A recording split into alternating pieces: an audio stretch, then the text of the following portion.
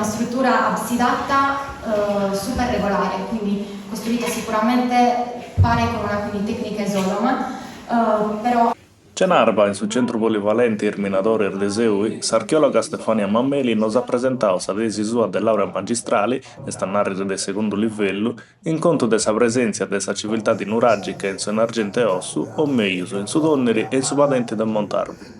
Unu trabalhu mannu e riccu chi nos permette de comprendere meius sprendas archeologicas de unu bellu trettu de sus artes Seui, de su nuraggi prus famau de Rasai, finas a sa tomba de Annulù, passendo per unas cantas arrastas nuràgicas prus pagus nu dias.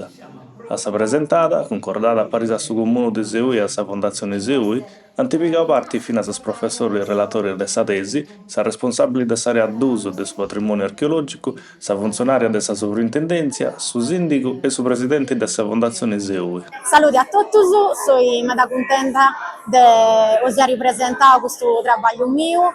È un regalo per altro, ma c'è prodotto saida.